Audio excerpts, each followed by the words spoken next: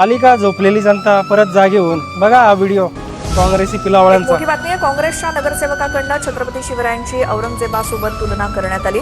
काँग्रेसचे नगरसेवक आझाद खान यांच्या वक्तव्याचा भाजपकडनं निषेध करण्यात आलाय। जय इनसे सोना है तो जाग जाओ, येडे चाळे घुबड चाळे कशाला म्हणतात?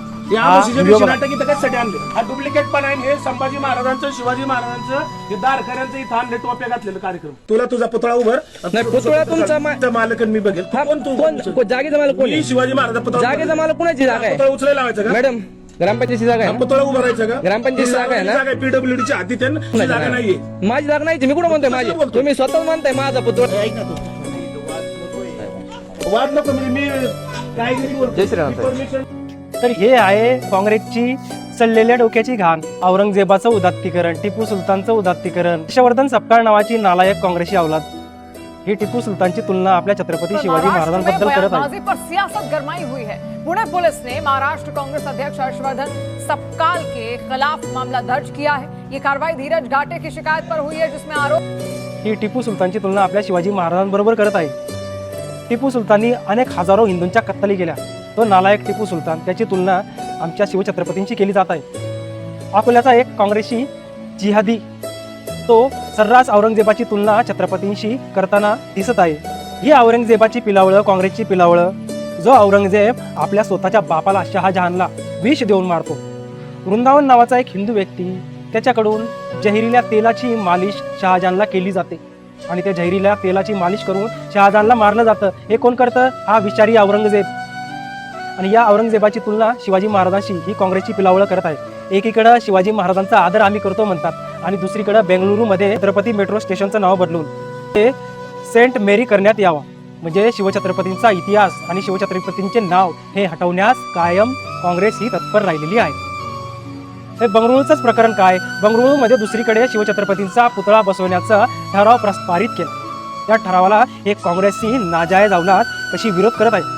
हीच काँग्रेस बघा जेव्हा केरळमध्ये निवडून येते त्यावेळेस भगतसिंगांसारखे आपले क्रांतिकारी आणि भगतसिंग, राजगुरू, सुखदेव यांच्यासारखे क्रांतिकारी यांचे कसे बॅनर फाडले जात आहेत, त्यांचा कसा सर्रास अपमान केला जात आहे। तेलंगणामध्ये ही जिहादी काँग्रेस निवडून येते आणि त्याच तेलंगणामध्ये हिंदूंचं 800 वर्षापूर्वीचं ज्योतिर्लिंग, हिंदूंचं 800 वर्षापूर्वीचं मंदिर पाडलं जातं का? तर एक सरकारी शाळा बांधायची म्हणून। यांना या ऐतिहासिकच वस्तू सापडल्यात का? हिंदूंच्या मनावर आणि हिंदूंच्या श्रद्धेवर यांना घाव घालायचा होता का?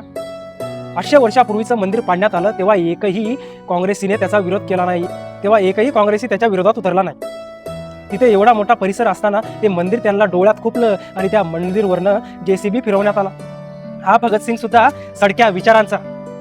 कुठे आपले भगतसिंग देशासाठी स्वतःचं प्राण त्यागणारे आणि कुठे हा भगतसिंग नालायक कोश्यारिया हा शिवछत्रपतींचा अपमान करणारा। पण दुसरीकडे हा संजय सडकी घाण आणि ही स्वतःला हिंदुत्ववादी म्हणणारी संजय हा कसा शिवछत्रपतींचा अपमान करत आहे। ते बँगळूरला, मंगळूरचं मंगळूरला।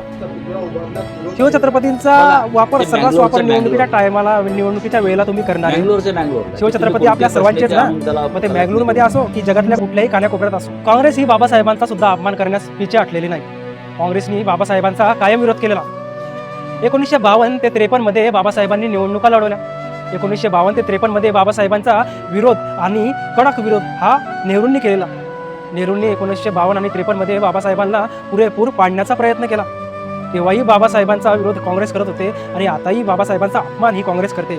हा जितू पटवारी बघा बाबासाहेबांचा कसा सर्रास अपमान करत आहे। या नालायक काँग्रेसच्या अवलादी सतत आपल्या महापुरुषांचा अपमान करणार। तामिळनाडूमध्ये थलपती विजयचे सरकार निवडून आले।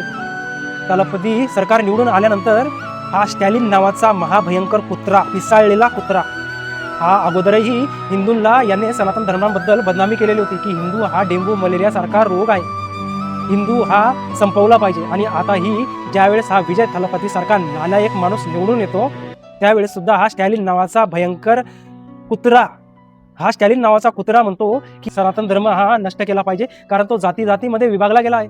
अहो, हिंदूंच्या धर्मावर, हिंदूंच्या भावनेवर काँग्रेस ही सतत वार आणि वारच करत आलेली आहे। हा राष्ट्रवादीचे रोहित पवार यांनी काही दिवसापूर्वी आपल्या ट्विटर हँडलवर एक व्हिडिओ पोस्ट केला। त्या व्हिडिओमध्ये दाखवलेलं आहे की काम, रस्त्याचं काम हे किती निकृष्ट दर्जाचं केलेलं आहे। आज रस्त्याचं काम हे कुशल राणा ठाकूर यांना देण्यात आलेलं होतं। याच कॉन्ट्रॅक्टरच्या फार्म हाऊसवर गोविंद पानसरे, कॉम्रेड गोविंद पानसरे यांच्या हत्यारांचं गोळीबाराचं प्रशिक्षण झालेलं. हीच ती पुरोगामी विचाराची राष्ट्रवादी काँग्रेस. हेच शरद पवार म्हणतात की मी मटण खाल्लं असल्यामुळे मंदिरात जाऊ नाही शकत. हेच शरद पवार ज्यांना आळंदीमध्ये वारकरी संप्रदायाने येण्यास बंदी घातली. हे शरद पवार किंवा ही राष्ट्रवादी स्वतःला पुरोगामी विचाराची समजणारी याचा हा जितुद्दीन नावाचा हा निजामी अवलादीचा व्यक्ती सतत शिवरायांचा अपमान करत राहतो. हिंदुत्ववादी असो की पुरोगामी विचाराची असो, कोणी काँग्रेसी असो की कोणी भाजपाई असो, सतत आपल्या महापुरुषांचा अपमान करत आलेले आहे. तुम्ही झोपून राहा.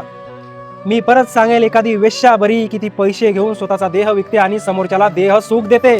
पण तुम्ही नालायक जनता आपली मतं विकून सुद्धा 2-2 हजार रुपये 5-5 हजार रुपयाला आपली मतं विकून सुद्धा जागी होत नाही. ही सगळ्यात मोठी शोकांतिका आहे.